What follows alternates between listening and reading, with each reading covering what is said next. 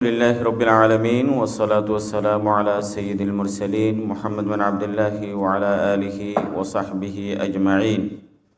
أما بعد فأعوذ بالله من الشيطان الرجيم. بسم الله الرحمن الرحيم. لقد كان لكم في رسول الله أسوة حسنة لمن كان يرجو الله واليوم الآخر وذكر الله كثيرا. وقال رسول الله صلى الله عليه وسلم إنما بعثت لأتمم مكارم الأخلاق. ইসলামী আন্দোলন বাংলাদেশ ঢাকা মহানগর দক্ষিণের তত্ত্বাবধানে আয়োজিত আজকের উন্নতি অগ্রগতি ও মানবিক বিশ্ব প্রতিষ্ঠা রাসূলুল্লাহ সাল্লাল্লাহু আলাইহি ওয়াসাল্লামের সিরত শীর্ষক জাতীয় সিরত সম্মেলনের সম্মানিত সভাপতি, সিরত গবেষক, বিজ্ঞ উলামায়ে কেরাম, সম্মানিত সুধীমণ্ডলী, আজকের প্রতিযোগিতায় বিজয়ী বন্ধুগণ, আজকের যে আলোচনা সিরতের, আমরা প্রত্যেকেই জানি সিরত চর্চা আমাদের উলামায়ে কেরাম যারা বিশেষ করে ইসলামী রাজনীতির সাথে সম্পৃক্ত, যারা এদেশে একটি কল্যাণমূলক রাষ্ট্র প্রতিষ্ঠা করতে চায়, তাদের জন্য খুবই জরুরি। সমাজ পরিচালনার জন্য, রাষ্ট্র পরিচালনার জন্য রাসূলুল্লাহ সাল্লাল্লাহু আলাইহি ওয়াসাল্লাম best example to be followed. তার আদর্শই আমরা বাস্তবায়ন করব, ব্যক্তি থেকে শুরু করে জীবনের বৃহত্তম পরিসরে। প্রথমে যে বিষয়টি আসছে আসলে উন্নতি অগ্রগতি ডেভেলপমেন্ট, এটি অনেক বড় বিষয়। পাশাপাশি মানবিকতা সারা বিশ্বে ছড়িয়ে দেয়া, দীর্ঘ সময় আলোচনার প্রয়োজন। সংক্ষেপে আমাদের জন্য সময় বরাদ্দ দেওয়া আছে। আমার পরে আমাদের প্রধান মেহমানগণ কথা বলবেন। ডেভেলপমেন্ট ইসলাম শুরু থেকেই রাসূলুল্লাহ সাল্লাল্লাহু আলাইহি ওয়াসাল্লাম আদর্শ দেখিয়ে দিয়েছেন। যেখানে ডেভেলপমেন্টের কোনো কনসেপ্ট আসবে সেটি লুফে নিতে হয় যদি ইসলামের কোনো শিক্ষার সাথে এটি সাংঘর্ষিক না হয়।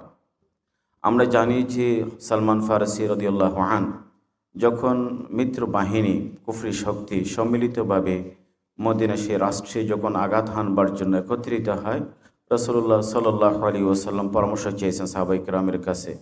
সালমান ফারসি রাদিয়াল্লাহু আনহু একটি নতুন কনসেপ্ট নিয়ে আসেন যে আমাদের জায়গায় দেখেছি আমরা আমাদের দেশের রাষ্ট্রের সুরক্ষা দেবার জন্য এরকম পরীক্ষা খনন করে থাকি, এবং সেই কনসেপ্ট পেশ করা হলো।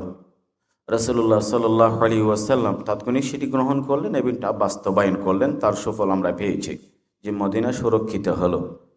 আসমা বিনতে উমাইস রাদিয়াল্লাহু আনহা রাসূলের কন্যা যখন মৃত্যুবরণ করেন, আসমা বিনতে উমাইস বলেন, আমি হিজরত করেছিলাম হাবশা ইথিওপিয়ায়। সেখানে মহিলাদেরকে যেভাবে দাফন করা হয়, তাকে তার কাফনের উপর অতিরিক্ত কাপড় দেওয়া হয় যাতে করে তার শারীরিক বর্ণনা, তার ফিজিক্যাল যেন কোনো বিষয় মানুষের কাছে স্পষ্ট না হয়। রাসূলুল্লাহ সাল্লাল্লাহু আলাইহি ওয়াসাল্লাম তা গ্রহণ করতে বললেন, ইজা আলিহি, তাকে সেভাবেই দফন করো। আমার যে এখানে পয়েন্টের জায়গা হলো যে উন্নতি অগ্রগতির ক্ষেত্রে আল হিকমত দাল্লাতুল মুমিন, হিকমত, প্রজ্ঞা, জ্ঞান এখন মুমিনদের হারানো সম্পদ। যেখানে পাবো সেখান থেকে আমরা গ্রহণ করব। এবং এ পর্যন্ত 1400 বছর যদিও আমরা যে অবস্থানে আছি এটা আমাদের জন্য দুঃখজনক, কিন্তু আজকের যে ইউরোপের যে অবস্থানে আছে সায়েন্স বিজ্ঞানের, শুরু করেছিলেন মুসলমানগণ। আমাদের সমৃদ্ধ ইতিহাস সভ্যতা বারবার প্রমাণ করেছে, জ্ঞানের মশাল আমরাই জ্বালিয়েছি। আর এটি স্বাভাবিক এবং যৌক্তিক বিষয়, কারণ আমাদের পথ চলা শুরু হয়েছে কোরআনে কারীমের প্রথম শব্দ ইকরা, যে পড়াশোনা, জ্ঞান বিজ্ঞান মুসলমান চালু করেছে, চর্চা করেছে, তার হাত ধরে ইউরোপ, আমেরিকা, আজকে বিশ্ব তাদের অগ্রগতি উন্নয়নের এই কনসেপ্টগুলো পেয়েছে। আর এটি ইসলামের ইতিহাস। জ্ঞানকে ইসলাম উৎসাহিত করে। জ্ঞান চর্চা ইসলামের অন্যতম একটি ইবাদত।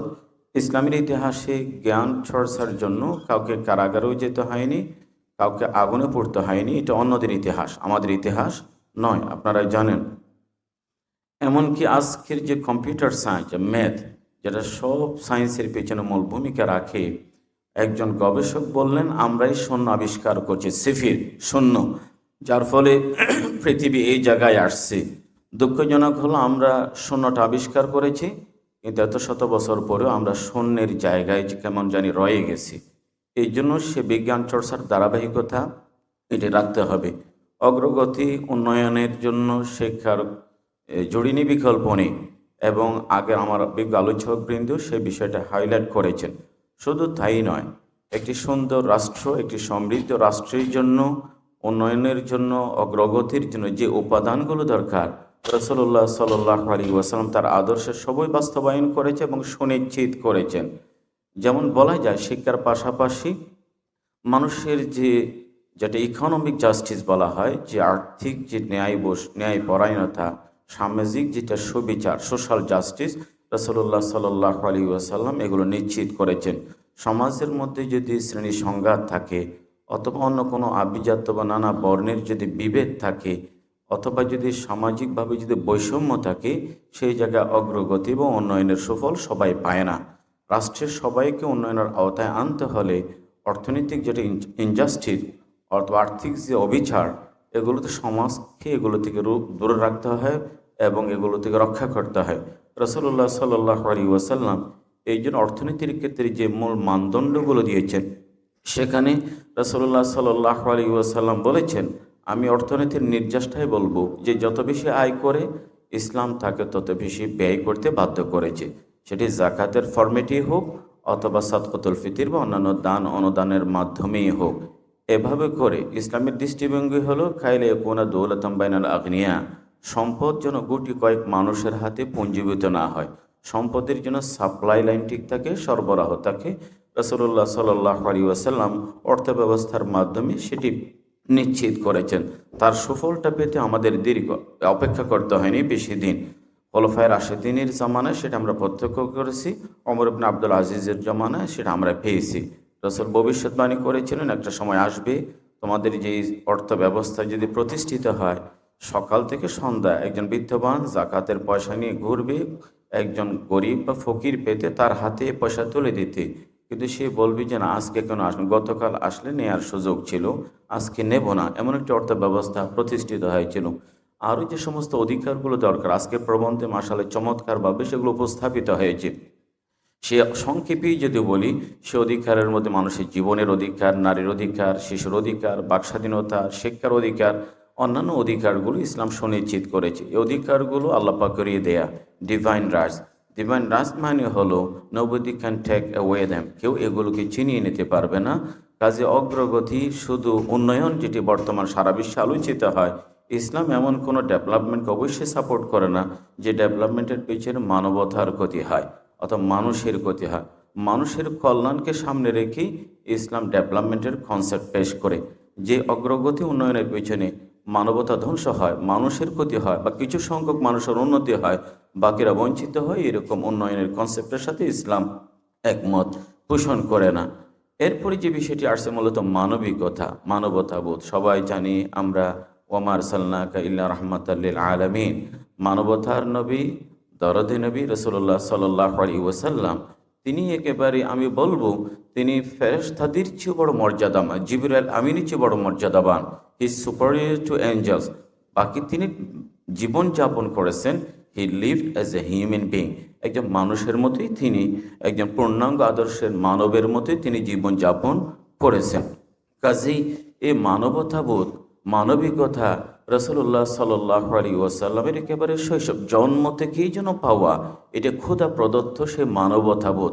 খুব শৈশবে একজন দুধের বাচ্চা যদি এরকম একটা ইনসাফবোধ তার ভিতরে থাকে যে দুধ পান করার সময় শুধু এক স্তন থেকে তিনি পান করেছেন যাতে করে তার দুধ বাহির ক্ষতি না হয়, এমনকি শৈশবের পরে কৈশোরেও যদি দেখি তার ভিতরে যে দায়িত্ব পরিবারের প্রতি, সমাজের প্রতি, আবু তালেব নিজেই বলে যে আমার এ ভাতিজা পরিবারের অল্প বয়সে কৈশোরে অনেক বোঝা বহন করেছেন।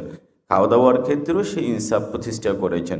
ফিজার যুদ্ধে তিনি সে বিভৎসতা দেখেছেন যে মানুষের হাতে মানুষ কিভাবে তুচ্ছ কারণে একটি যুদ্ধ যে বছরের পর বছর, যুগের পর যুগ কিভাবে সংগঠিত হয়, এটি তার অন্তরে কোমল হৃদয়ে প্রচণ্ড ঝাঁকুনি দেয়, নাড়া দেয়।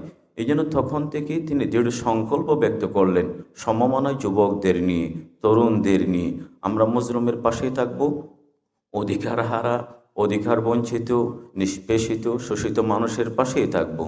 এই জন্য হেলফুল ফুদুলের এই যে সংগঠন প্রতিষ্ঠা, আব্দুল ইবনে জুদআনের ঘরে নবুতের পরে সে সংগঠনের স্মৃতিচারণ করেন।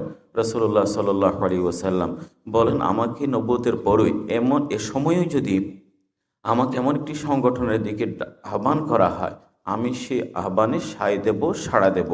তার মানে হলো এটা রাসূলুল্লাহ সাল্লাল্লাহু আলাইহি ওয়াসাল্লাম, এটি তো মানবতা।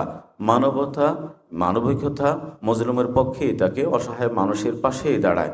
রাসূলুল্লাহ সাল্লাল্লাহু আলাইহি ওয়াসাল্লাম যখন নবুয়ত প্রাপ্ত হন, আপনারা জানেন এই হাদিসের কথা, খদীজাতুল কুবরা নিজের এই দাওয়াতের প্রতি, রেসালার প্রতি নিজের অভিব্যক্তি কীভাবে ব্যক্ত করেছেন। যা কিছু ব্যক্ত করেছে সবই মানবতাবোধ উজ্জ্বলভাবে ফুটে ওঠে। রাসূল সাল্লাল্লাহু আলাইহি ওয়াসাল্লামকে বললেন, ইন্নাকা, হাদর খদীজার কথা, তার পানি, তিনি বললেন, ইন্নাকা লা তাসিলুর রাহিম ওয়া তাকসিবুল মাদুম ওয়া তুকরিদ দাইফ ওয়া তুঈনু আলা নওয়াইবিল হক। নবুয়তের আগে এই গুণগুলো, গুণাবলীগুলো খদীজাতুল কুবরা রাসূলের মাঝে, নিজের প্রিয় স্বামীর মাঝেই দেখেছেন। যে না, আপনি আত্মীয়দের সাথে সম্পর্ক বজায় রাখেন, অচেনা মানুষকে ঘরে রেখে মেহমানদারি করেন, পরের বোঝাটাও কানে নেন, নিঃস্ব অসহায় দরিদ্র মানুষের পাশেই দাঁড়ান, তাদের জন্য উপার্জন করেন, এ গুণাবলী, এগুলি মানবিকতা, মানবতাবোধ।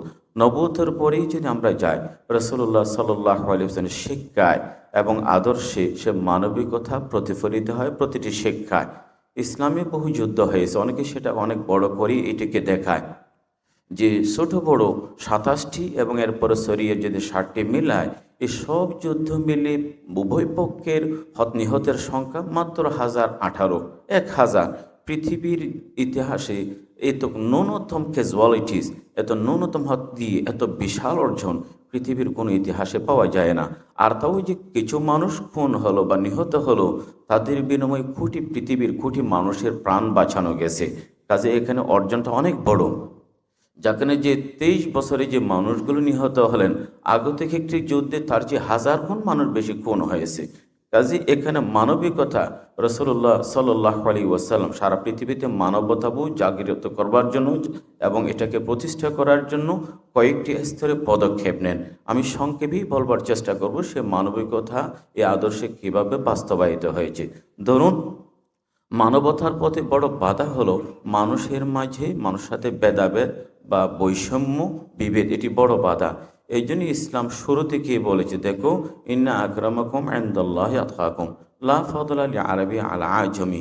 এই যে বৈষম্য বা বর্ণবাদ, এটাকে উচ্ছেদ করে দিয়েছেন। মক্কার কাফেরদের আপত্তি ছিল, আপনার মজলিসে দেখা যায় খাব্বাব, সোহাইব, বেলাল, তাদের শরীর বর্ণের সাথে আমাদের বর্ণ মেলে না, কারো মুখের ভাষা আমাদের বলির সাথে মিলে না, কারো বংশীয় আভিজাত্য আমাদের সাথে মিলে না, কাজে তাদের সাথে আমরা যেতে পারি না। কোরআনের আয়াত নাজিল হলো, রাসূলুল্লাহ সাল্লাল্লাহু আলাইহি ওয়াসাল্লাম তাদের সাথেই থাকলেন এবং যারা এ ধরনের অন্যায় আবদার করেছে, তাদের অন্যায় আবদারগুলোকে ঘৃণা ভরে প্রত্যাখ্যান করা হয়েছে। কাজে এই মানবিকতার জন্য, প্রতিষ্ঠা করার জন্য, মানবতাবোধ সারা পৃথিবীর মানুষের মাঝে এটা প্রতিষ্ঠা করার জন্য এই বৈষম্য, এই রেসিজম, এই বর্ণবাদ তিনি উচ্ছেদ করে দিয়েছেন। পাশাপাশি রাসূলুল্লাহ সাল্লাল্লাহু আলাইহি ওয়াসাল্লাম যে কোরআন কারীমের আয়াত যেমনটি আসছে, আইয়ুহাল্লাযীনা আমানু লা ইয়াসখার কওমুম মিন কওমিন আসা আন ইয়াকুনু খায়রাম মিনহুম, যে কোনো সাহাবীর মাঝে যদি দেখেছেন যদি কাউকে তার মা বা তার কাউকে দিয়ে যে গালমন্দ করেছে বা অশুভ কোনো কথা বলেছেন, রাসূলুল্লাহ সাল্লাল্লাহু আলাইহি ওয়াসাল্লাম তাৎক্ষণিকভাবে পদক্ষেপ গ্রহণ করেছেন। আবু যর তার গোলামকে তার মায়ের নাম ধরে হয়তো একটি কোনো কথা বলেছেন, রাসূলুল্লাহ সাল্লাল্লাহু আলাইহি ওয়াসাল্লাম বললেন, আবু যর, ইন্নাকা ইমরুউন ফীকা জাহিলিয়া, এটা তো জাহিলিয়াতের সঙ্গেই যায়, এটা ইসলামের সঙ্গে যায় না। তোমাদের যে অধীনস্থ এসব ভাইয়েরা দাস, ইখওয়ানুকুম খাওয়ালুকুম আলবিসুহুম মিম্মা তালবাসুন ওয়া আতিমুহুম মিম্মা তাকুলুন, তোমরা যা খাবে তাই খাওয়াবে, যা পরবে তাই পরিধান করাবে। এটাই ছিল ইসলামের মানবতাবোধ। শুধু তাই নয়, ইসলাম দাসত্ব প্রথা ইসলাম প্রতিষ্ঠা করেনি, আগে থেকে এটি প্রচলিত ছিল। কিন্তু আল্লাহ নবী জানেন যে সারা পৃথিবীতে এ মানবিকতা, মানবতাবোধ এটি প্রতিষ্ঠা করবার জন্য দাসত্ব, এটি প্রথা উচ্ছেদ করতে হবে, নির্মূল করতে হবে। এই জন্য রাসূলুল্লাহ সাল্লাল্লাহু আলাইহি ওয়াসাল্লাম দেখেন, ইসলামের অনেক মৌলিক ইবাদতের মধ্যে ভুল ত্রুটি হয়ে গেলে তার কাফারা বা প্রায়শ্চিত্ত রেখেছে তাহরিরুর রাকাবা। এবং রাসূল সাল্লাল্লাহু আলাইহি ওয়াসাল্লাম বলেন, দাস একজন গোলামকে আজাদ বা স্বাধীন করে দিলে তার কী কী সওয়াব বিনিময়, সেটি রাসূলুল্লাহ সাল্লাল্লাহু আলাইহি ওয়াসাল্লাম বিশদ বলেছেন। এবং রাসূল বলেন, কেউ যদি তার গোলামের গায়ে হাত তোলে ফাকাফারাতুহু ইতাকুহু, তাকে আজাদ করে দিলেই তার এটি কাফারা হবে। এভাবে করে দাসত্ব প্রথা বিলুপ্ত হয়ে যায়, উচ্ছেদ করা হয়, পৃথিবীতে মানবতা প্রতিষ্ঠিত হয়। ইসলামের আগে মানুষ মানুষের জন্য রব সেজেছে, কেউ কেউ বা একথাও বলেছে আনা রব্বুকুমুল আলা, মানুষ হয়ে বলেছে। রাসূলুল্লাহ সাল্লাল্লাহু আলাইহি ওয়াসাল্লাম খুব সাদা মাঠা জীবনযাপন করতেন। এমনকি সাহাবায়ে কেরামের সাথে এমনভাবেই মিশে যেতেন, অনেক সময় হঠাৎ করে একজন আগন্তুক ব্যক্তি কে নবী কে সাহাবী এটা হয়তো প্রথম দৃষ্টিতে বুঝতেই পারতেন না, এবং সাহাবায়ে কেরামদের মাঝে সেটি ছিল। হযরত আবু বকর সিদ্দিক রাদিয়াল্লাহু আনহু, হযরত ওমর ইবনুল খাত্তাব রাদিয়াল্লাহু আনহু, তাদের শাসনামলও দেখবেন তারা সাদামাটা জীবনযাপন করেছেন। একজন আরেকজনের প্রভুত্ব এটি হতে দেননি। এই জন্য ইসলামের যে বাণী কথা, এই যখন সাহাবায়ে কেরাম বিভিন্ন দেশে রাষ্ট্রে ইসলামের বাণী নিয়ে যান, এ কথাগুলোই বলেছেন বারবার, আমাদের আবির্ভাব, আমাদের আগমন, আমাদের এখানে আসা মানুষকে মানুষের প্রভুত্ব বা দাসত্ব থেকে উদ্ধার করে রক্ষা করে, মানুষ যেন আল্লাহ পাকের দাসত্ব অবলম্বন করে, আল্লাহ পাকের গোলামি করে, মানুষ যেন মানুষের দাস না, মানুষ মানুষের ভাই। এটি মানবতা। রাসূলুল্লাহ সাল্লাল্লাহু আলাইহি ওয়াসাল্লাম এমনকি মৃত্যুর পরেও কোনো মানুষ যেন কাউকে গালমন্দ না করে, মানবতা। ইকরামা ইবনে আবি জাহাল আসলেন রাসূলুল্লাহ সাল্লাল্লাহু আলাইহি ওয়াসাল্লামের কাছে। রাসূল বলেন, দেখো ইয়াতিকুম ইকরামা ইবনে আবি জাহাল মুমিনান মুহাজিরা ফালা তাসুব্বু আবাহু ফাইন্না সাব্বাল মাইয়িত ইউযিল হাই ওয়া লা ইয়াবলুগুল মাইয়িত। রাসূল বলেন, দেখো ইকরামা আসবে, তার বাপের কথা তোমরা জানো, হয়তো তার বাপের ওই কুকীর্তির কারণে রেগে গিয়ে হয়তো তাকে গালমন্দ করতে পারো, হয়তো করবে না তা। কেননা মৃত ব্যক্তির ব্যাপারে এ ধরনের কোনো কথা যদি বলা হয়, এটা জীবন্ত ব্যক্তিকে কষ্ট দেয় আর মৃত ব্যক্তির কাছে সেটি পৌঁছে না। ইসলামের মানবিকতার একটা বড় দিক হলো, যেটা আমরা বলি যে এথিক্স অফ ওয়ার আর লস অফ ওয়ার। রাসূলুল্লাহ সাল্লাল্লাহু আলাইহি ওয়াসাল্লাম যুদ্ধের ক্ষেত্রে কিভাবে যে মানবিকতা প্রকাশ করা যায় এবং কিভাবে যে মানুষের অধিকারগুলো সুনিশ্চিত করা যায়, এক্ষেত্রে রাসূলুল্লাহ সাল্লাল্লাহু আলাইহি ওয়াসাল্লাম দিক নির্দেশনা দিয়েছেন। শুধু শান্তিপূর্ণ অবস্থায় নয়, যুদ্ধের সময় রাসূলুল্লাহ সাল্লাল্লাহু আলাইহি ওয়াসাল্লাম সে মানবিকতা শতভাগ বাস্তবায়ন করেছেন। আপনাদের আমি মনোযোগ আকর্ষণ করব, কারণ এটি খুবই একটি আলোচিত বিষয়। আজকাল যে ইসলামের বিরুদ্ধে কত গুজব বা অপপ্রচার এটি চালানো হয়, আসলে ইসলাম সম্পর্কে হয়তো অজ্ঞতা দায়ী ক্ষেত্র বিশেষে, অথবা উদ্দেশ্য প্রণোদিত, নতুবা ইসলামের ইতিহাস, ইসলামের শিক্ষা হলো রাসূলুল্লাহ সাল্লাল্লাহু আলাইহি ওয়াসাল্লাম যুদ্ধের সময়ও আমাদের জন্য সীমারেখা নির্ধারণ করেছেন যে যুদ্ধ এই নিয়মেই পরিচালিত হবে, যেগুলোকে আমরা কিতাবুস সিয়ার, যে ফিকহের কিতাবে, অথবা এথিক্স অফ ওয়ার বলে, অথবা ইন্টারন্যাশনাল হিউম্যানিটেরিয়ান ল বলে, এগুলো রাসূলুল্লাহ সাল্লাল্লাহু আলাইহি ওয়াসাল্লাম এগুলো আমাদের জন্য আদর্শ নির্দেশনা দিয়ে গেছেন। এক সাহাবী থেকে বর্ণনা, রাসূলুল্লাহ সাল্লাল্লাহু আলাইহি ওয়াসাল্লাম যুদ্ধের সময় কখনো লা তাকতুল ওয়ালিদান, লা তাকতুল ওয়ালিদান, ছোট বাচ্চার গায়ে হাত তুলতে নেই, অস্ত্র তুলতে নেই, এবং লা তাকতুল ইমরাআতান ওয়ালা শাইখান, বৃদ্ধ, নারী বা শিশু, এমনকি যে ফলস গাছকে তোমরা কাটবে না। রাসূল বলেন সাল্লাল্লাহু আলাইহি ওয়াসাল্লাম, ইস্তাউসু বিল উসারা, রাসূল বলেন যারা যুদ্ধবন্দী তাদের সাথে ভালো আচরণ করবে। ইসলামের ইতিহাস প্রমাণ করে অনেক যুদ্ধবন্দীদের সাথে আল্লাহ নবীর আদর্শ আচরণ, সুমামা ইবনে উসালের কথা বলতে পারেন, আরও যারা আছে তারা ইসলাম গ্রহণ করেছেন। যে বন্দীদের প্রতি ইসলামের আখলাক, রাসূলুল্লাহ সাল্লাল্লাহু আলাইহি ওয়াসাল্লামের যে আচরণ, এগুলো তাদেরকে ইসলামের কাছে নিয়ে আসছে। রাসূলুল্লাহ সাল্লাল্লাহু আলাইহি ওয়াসাল্লাম আদর্শ মুসআব ইবনে উমাইরের ভাই, যে রাসূল যখন বললেন, দেখো তোমাদের যুদ্ধবন্দী যারা আছে বদর যুদ্ধে, তাদের সাথে ভালো আচরণ করবে, সাহাবায়ে কেরামকে গাইডলাইন দিলেন। আবু উযাইর, মুসআব ইবনে উমাইর ভাই, বললেন যে দেখেন আমি যে ঘরে বন্দি, সে ঘরের মানুষ মেজবান নিজে এই যে টুকরো, এই যে খেজুরের, আমাকে ভালো ভালো খেজুরগুলো দেয় এবং খাবার দিচ্ছে, অথচ সে শুকনো রুটি খাচ্ছে। এটি আচরণ, এ মানবিকতা। অথচ সারা দুনিয়ায় আজকে যুদ্ধবন্দী অথবা যারা ভিকটিম, তাদের প্রতি অমানবিক আচরণের কথা বলা, ইসলামের ইতিহাস এটি নেই, রাসূলুল্লাহ সাল্লাল্লাহু আলাইহি ওয়াসাল্লামের আদর্শে এটি নেই। আর আল্লাহ নবী সে মানবিকতা কঠিন রাগের সময় দেখিয়েছেন। যে লোকটা আল্লাহ নবীর চাদর নিয়ে টানা হেছাড়া করেছে, এমনকি আল্লাহ নবীর বিরুদ্ধে নাউজুবিল্লাহ বিরুদ্ধে অভিযোগ তুলেছেন অবিচারের, রাসূলুল্লাহ সাল্লাল্লাহু আলাইহি ওয়াসাল্লাম তাকেও ক্ষমা করে দিয়েছেন এবং বললেন, লাকাদ উযিয়া মূসা আকসার মিন হাযা, মূসা আলাইহিস সালামকে এর চেয়ে বেশি কষ্ট দেয়া হয়েছে।